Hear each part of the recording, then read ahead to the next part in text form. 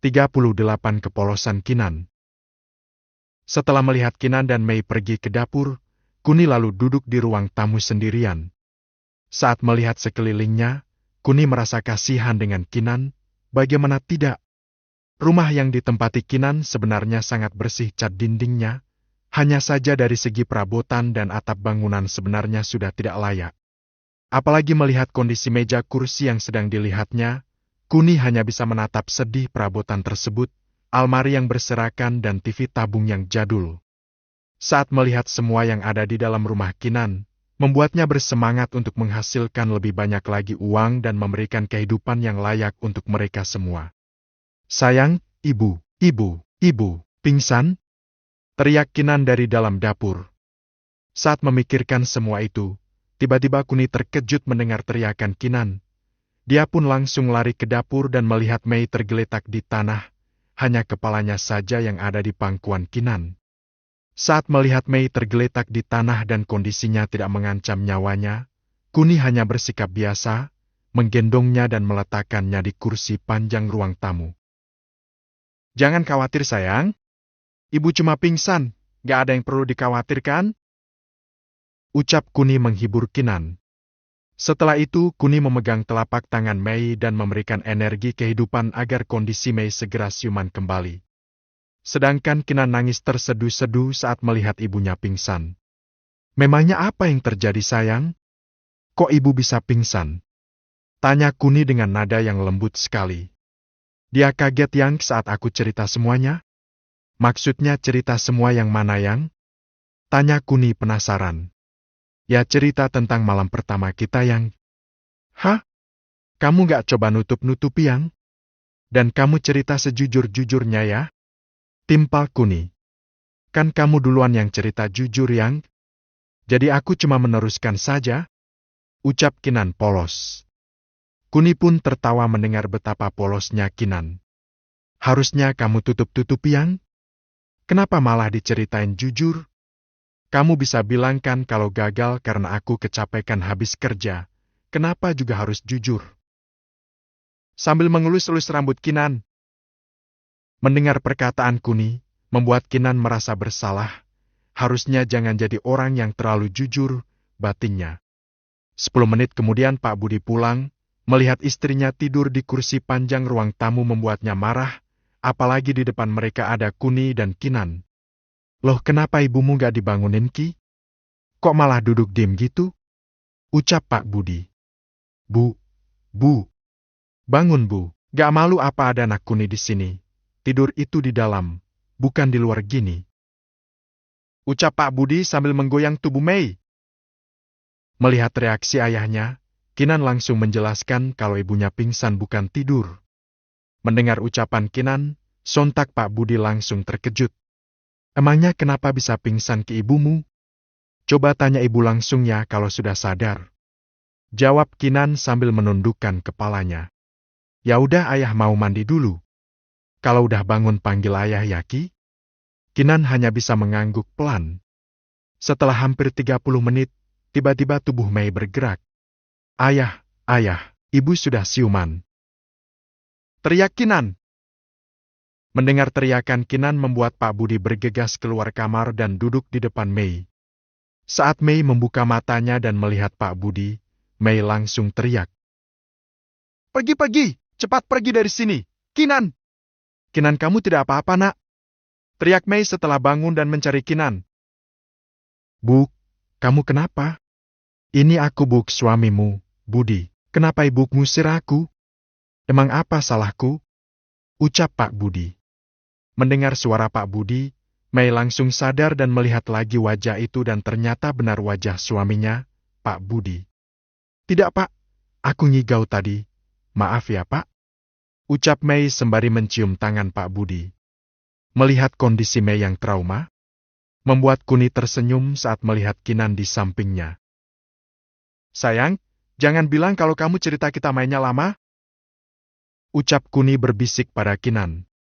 Mendengar bisikan Kuni membuat Kinan salah tingkah dan malu.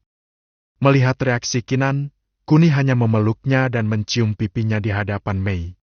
Sedangkan Mei saat melihat kejadian itu, Dia ingin memarahi Kuni, tapi berhubung ada Pak Budi, Mei hanya diam saja. Ibu, ibu jangan khawatir lagi. Aku janji akan menjaga Kinan dengan baik. Ucap Kuni seolah-olah ingin memberitahu kalau dia sangat mencintai Kinan. Menjaga yang gimana, jika sampai 4 jam, 2 jam nakun? Ucap Mei sedikit marah. Mendengar perkataan Mei, Kinan langsung menunduk malu, sedangkan Kuni hanya tersenyum. Sedang Pak Budi yang tidak mengerti bertanya pada Mei, 4 jam, 2 jam apa Bu? Bicara yang jelas, pinta Pak Budi. Saat mendengar perkataan Pak Budi, Mei lupa jika suaminya ada di depannya, jadi Mei sedikit bingung mau jawab apa. Ayah, aku berencana untuk menyewa mobil super untuk mengantar kalian sekeluarga pergi ke gereja, sedangkan harga sewa dihitung per jam, saya ingin menyewa 4 jam untuk keluarga saya, dan 2 jam untuk keluarga Anda. Tapi ibu tidak setuju karena biaya sewanya yang hampir mencapai 50 juta per jamnya. Sahut Kuni. Jangan khawatir ibu, biaya sewa aku yang nanggung. Itu kalau ibu setuju dengan saranku. Mendengar jawaban Kuni yang mengubah topik pembicaraan, Mei hanya menimpalinya saja. Karena bagaimanapun, jika Pak Budi tahu kalau Kinan habis dihajar oleh Kuni selama 6 jam, mungkin Pak Budi akan semakin marah lagi dan urusannya akan semakin ruyam nantinya. Uang 300 juta hanya untuk menyewa mobil itu namanya pemborosan, bukankah setelah menikah kalian membutuhkan rumah? Jadi uangnya buat beli rumah untuk kalian saja. Ucap Mei sedikit melotot pada Kuni. Kuni hanya mengangguk setuju, sedang Kinan menatap Kuni dengan penuh kekaguman. Meskipun sekarang dia tahu kalau Kuni sedang berbohong, tapi kebohongannya untuk menutupi kebenaran yang membuat suasana kembali damai, jadi Kinan kali ini setuju pada Kuni. Walah masalah mobil? Ayah sudah nyewa milik Pak RT dan Pak Rawe, jadi cuma bayar uang kas dan bensin saja. Jadi mulai sekarang stop, berhenti berdebat dan kamu Mei, kenapa kok bisa pingsan? Tanya Pak Budi. Aku tadi kaget saat ada tikus tiba-tiba melompat di depanku. Ucap Mei berbohong pada Pak Budi. Walah Bun, toh di sini juga banyak tikusnya, kenapa mesti kaget sih? Sudah ayo makan Bun, aku lapar ini. Sekalian mumpung ada Nak Kuni, kita makan bersama saja. Ucap Pak Budi yang tak tahu akar permasalahannya dan dibohongi oleh istri dan calon mantunya. Pak Budi pun langsung masuk ke dalam kamarnya untuk ganti baju. Karena tadi keluar tanpa memakai baju, alias bertelanjang dada. Kan besar. Ya udah Pak, tinggal ngambil saja. Tadi Nak Kuni yang belikan banyak banget. Setelah itu, Kinan mengambil bingkisan semuanya dan menatanya rapi di meja ruang tamu. Saat Pak Budi keluar dari kamarnya, dia langsung terkejut dengan banyaknya makanan yang tersaji di atas meja. Tumben Bu kok banyak banget makanannya. Kita jadi makan besar nih. Ucap Pak Budi dengan semangatnya, apalagi makanan yang dihidangkan terlihat sangat mewah sekali dan mungkin ada beberapa menu yang mungkin baru pertama kali dimakan oleh keluarga ini. Melihat Pak Budi yang bersemangat, Mei tak menanggapi perkataannya, tapi langsung mengucapkan terima kasih pada Kuni. Meskipun dia sedikit khawatir pada Kinan bagaimana nanti ke depannya, tapi jika menyangkut makanan yang ada di meja itu lain lagi, Mei merasa bersyukur Kinan bisa memiliki laki-laki sebaik Kuni. Tapi jika mengingat raut wajah Kinan saat bercerita, Mei merasa apa yang dilakukan Kuni bisa menyiksa Kinan dengan perlahan. Membayangkannya saja sudah membuat Mei merasa geli. Apalagi Kinan sudah merasakannya. Melihat istrinya bengong, Pak Budi langsung memukul tangannya agar tersadar. Ada apa Bu? Kok melamun gitu? Gak mau makan ya? Enggak, ini juga makan, sambil menaruh makanan di mulutnya. Sedangkan Kinan dan Kuni hanya makan beberapa sendok saja sudah kenyang, apalagi Kuni, sejak memperoleh warisan ilmu dari sang kakek, dirinya seolah-olah berubah, semua yang terjadi padanya semalam, seakan-akan tidak membuat tubuhnya merasa lelah. Melihat Kuni dan Kinan selesai makan, Pak Budi pun menegur mereka kenapa makannya cuma sedikit. Kinan udah kenyang makan pisan katanya, makanya sekarang makannya dikit. Timpal Mei. Mendengar perkataan Mei, membuat Kinan tertunduk malu lagi, sedangkan Kuni malah tersenyum saat melihat Mei, seolah-olah bangga akan keperkasaannya. Sayang, nanti ikut aku ya, nanti aku kasih pisang lagi, kan kamu sukanya pisang. Sambil melirik pada Mei. Mendengar Kuni berbicara tentang pisang, lagi, membuat Kinan langsung melotot pada Kinan. Begitu juga Mei. Kinan, nanti malam kamu tunggu di rumah. Ibu dan ayah mau ke rumah tantemu di kota Red. Ibu coba hubungi tantemu gak diangkat. Mungkin besok pagi baru pulang dan Nak Kun. Besok acaranya jam 3 sore ya. Mendengar permintaan Mei pada Kinan, membuat Kuni tak ingin menyanyiakan kesempatan ini. Tenang saja ibu, malam ini saya akan menjaga Kinan dengan baik. Ibu dan ayah bisa pergi dengan tenang. Jangan khawatir tentang Kinan. Ucap Kuni penuh percaya diri. Mendengarnya, membuat jantung Kinan berdegup kencang. Apakah dia akan merasakannya lagi? Tidak perlu Nak Kun, aku sudah menyuruh anak tetangga untuk tidur menemani Kinan. Biasanya kalau Kinan sendiri juga ditemani olehnya. Mendengar perkataan Mei, membuat Kuni tersenyum masam. Sayang sekali batin Kuni. Karena hari sudah menunjukkan pukul 5 sore, Kuni akhirnya pamit untuk pulang menemui Nek Entis. Kinan langsung berdiri dan mengantar Kuni keluar. Sebelum pulang, Kuni minta izin ke toilet. Kinan langsung menunjukkan jalan, dan Kuni mengikutinya. Toilet Kinan berada di luar rumah dan letaknya berada di belakang dapur, jadi saat di toilet, tidak akan kelihatan ruang tamu. Begitu juga sebaliknya.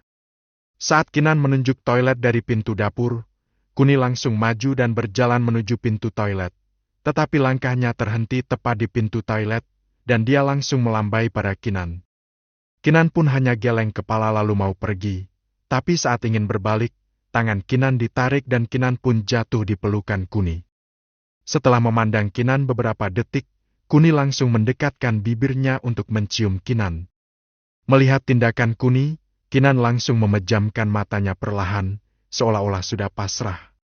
Benar saja, saat Kuni mencium bibir Kinan, Kinan langsung menyambutnya. Mereka saling bertukar lidah dan air liur tanpa ada desahan dan erangan. Mereka takut Mei dan Pak Budi mengetahuinya. Setelah 5 menit mereka bergumul antar bibir, tiba-tiba terdengar suara piring plastik jatuh. Sontak saja membuat mereka terkejut dan langsung berpisah, tiba-tiba muncul suara yang mereka kenal. Piring ini kok tiba-tiba jatuh ya? Padahal gak ada orang? Ucap Mei menyindir mereka. Kuni tidak menghiraukan Mei, dia lalu berbisik pada Kinan untuk meminta kartu ATM-nya dan dia juga meminta Kinan untuk mengirim nomor rekeningnya.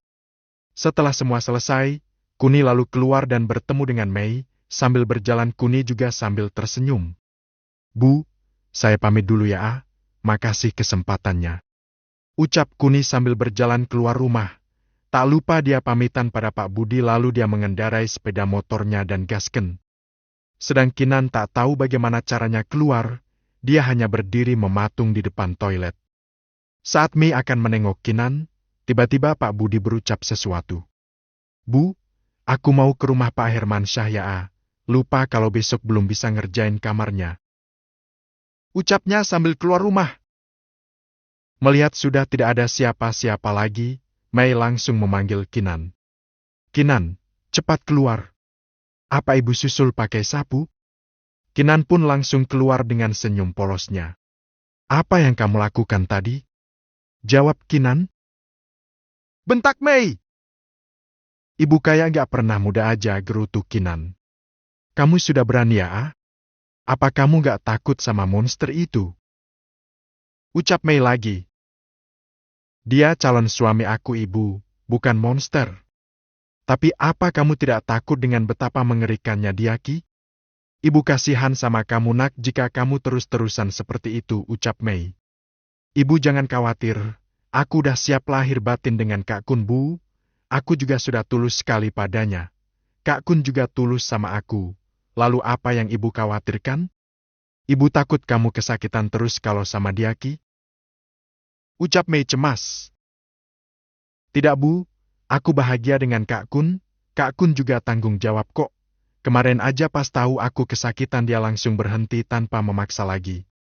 Mei pun hanya geleng-geleng kepala dengan kepolosan yang dimiliki anaknya tersebut.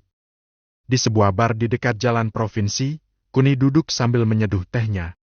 Dia menunggu informasi dari temannya. Karena hari ini dia ingin menghasilkan uang, dia bertanya pada salah satu teman ojolnya tentang tempat perjudian batu giok. Kuni ingin mencoba keberuntungannya. Saat sedang asyik menyeduh teh, tiba-tiba datang dua orang, laki-laki dan perempuan duduk di depannya, di mana perempuan duduk membelakanginya, sedang sang pria duduk berhadapan dengannya. Saat melihat pria tersebut, dia merasa kalau kondisi tubuh pria tersebut tidak sedang baik-baik saja.